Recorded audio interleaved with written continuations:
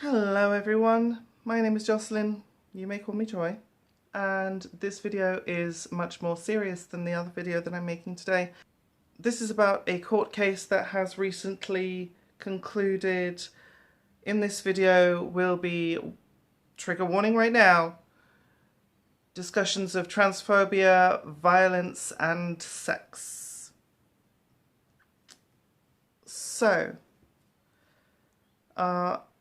on the 27th of June, a YouTube creator called Katie uploaded a video, and she was reading from a local news article in a similar manner to the video I just made, reading an article. You know, Katie, she reads the article, she interjects, she gives her opinions and thoughts and everything, so go check that out for full details. I'll link it down below. I'm not gonna talk about the whole thing now because why bother, someone else has already done that. About a man jailed for a brutal attack on a transgender woman after she performed a sex act on him. After watching that video, I was left with questions and I still had unanswered issues that I felt like I wanted to address.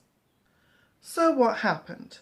Well, so this is the first part of the article that she read. I'm just going to read the first 3 paragraphs or so.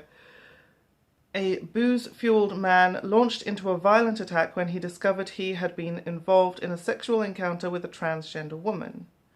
Suhel Sood, who had also taken cocaine, repeatedly punched the victim, slammed her head onto a washing machine, and made her clean up her own blood after discovering she had male genitals. Sood, 34, was jailed for 16 months. She performed a sex act on Sood, who then switched on the light and shouted, "You're a man," before attacking her and calling her a dog. That's very fucking rough. Just reading it out now, that's actually hit me a little bit more than listening to it. Obviously, it's terrifying. You know, this all kind of reminded me all too well of the quote-unquote trans panic defense.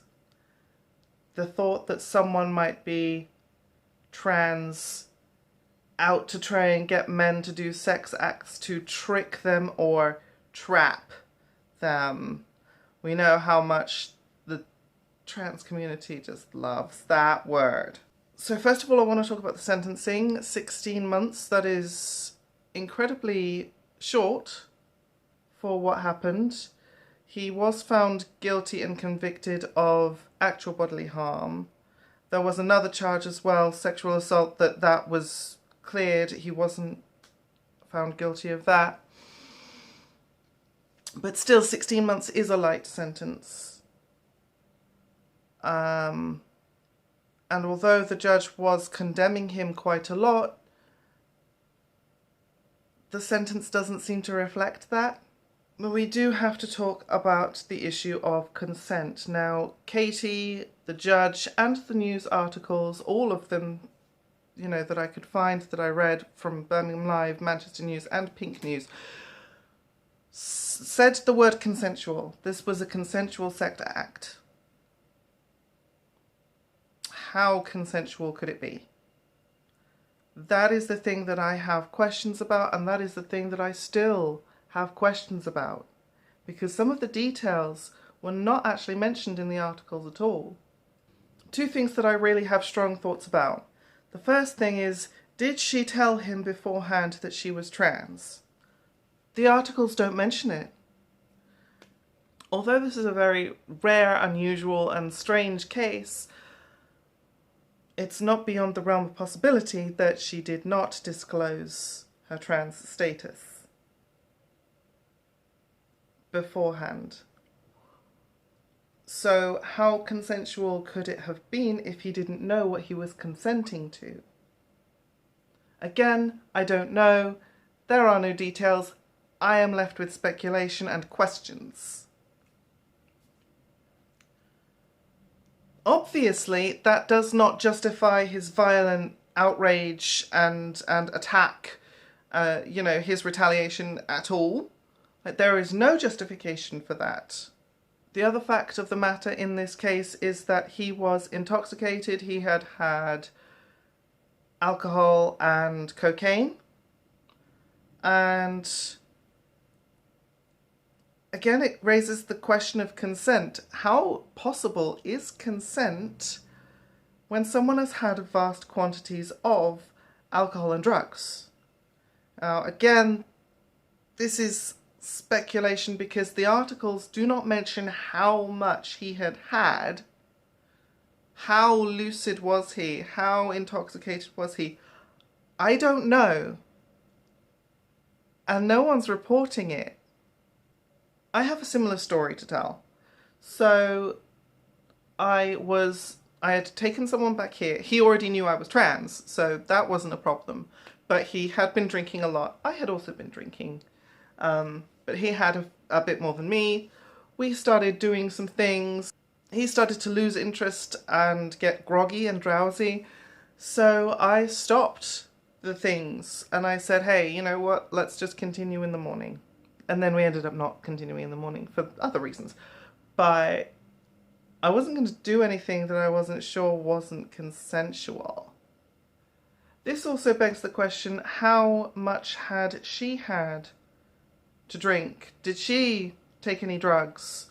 This was a party where she and her boyfriend had gone to. Her boyfriend had left her alone at this party earlier in the night, thinking that she would be safe.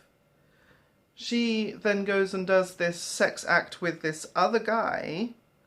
Don't know what their relationship status is necessarily, whether that's part of their agreement or not. Doesn't matter. What matters is that this was a party. If she was intoxicated, how good would her decisions be? As well as the attacker, like, how good would his decisions be? Is it possible for either of them to consent in that situation?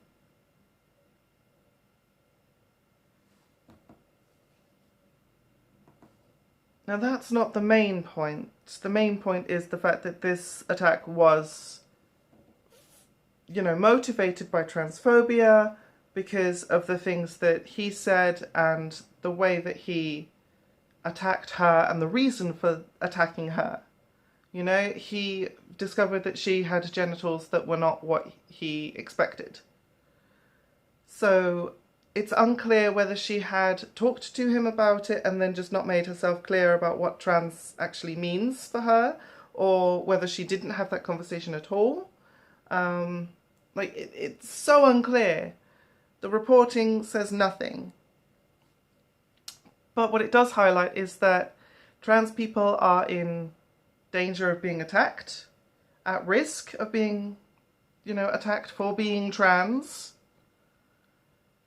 And it places an even greater emphasis on us to take more precautions, to be extra safe. And if that includes having awkward conversations, then so be it. Rather have an awkward conversation and then get rejected than have a face shoved into a washing machine, multiple bruises, black eyes, etc., etc. I'm not saying that this was her fault. Of course it wasn't. The person doing the attacking is completely at fault here. What I'm saying is that it just highlights the reality of our situation. Sad as that is. And of course, my advice to anyone who is trans, who is dating or, considering hooking up, which should be fine. It should be fun. Hookups are supposed to be fun. If you want to do it, but do it safely. And make sure that consent is possible and, freely given. So anyway, that's my thoughts on this story. I know it's kind of dark, and I know that that's probably not the thing that people will like me for, but I thought it was necessary to put into context this discussion about consent that we're all having right now.